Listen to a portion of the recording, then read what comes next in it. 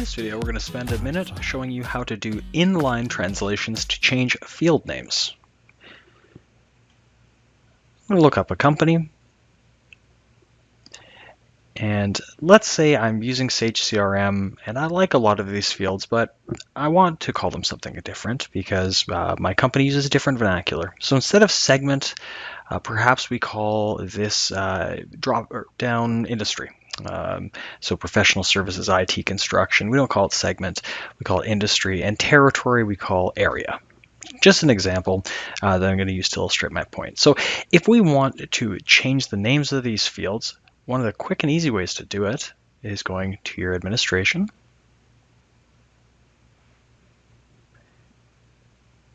customization, translations. You'll notice I'm on the UK translation. That's going to become important in a moment. Now, what I want you to do is tick this box that says inline translation modes and just wait a second. Okay. Now you're going to notice a change. An asterisk is by a lot of fields. Not all of them, but quite a few. And any one of these asterisks means we can open this up and change what this specific line is called. Now, there's some best practices in mind. There's certain things you might not want to rename in this fashion. Names such as opportunity, lead, things that you'll see cascade across multiple entities.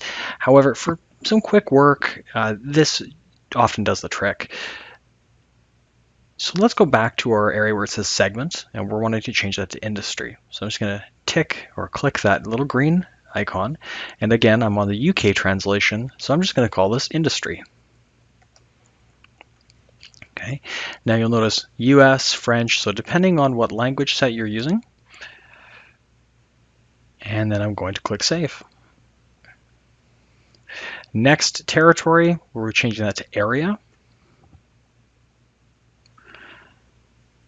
And I'm going to say area. And then I'm going to click Save. Now you'll notice it still says the same thing. You can refresh your page, and you might notice the logo is a little skew, and I'm getting this odd code here. When you're in inline translation mode, you can expect that the page layout changes a little bit, and not for the better, but it's temporary, and it's going to go back to the way it should once we turn this mode off. So let's just refresh this page. And now we can see that industry and area are shown. Okay, so you can do this all across your main tabs here. You'll notice when you do the quick create, you don't have these icons. So this is a good example of where inline translations won't work, but a lot, in fact, the majority of the fields can be changed this way.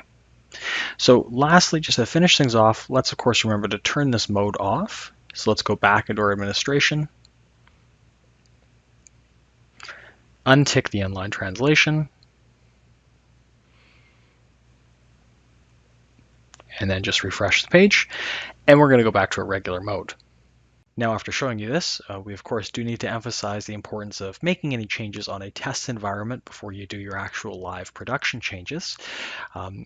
If you have any questions, what you've seen today, or any other Sage CRM or Salesforce questions, please don't hesitate to contact us.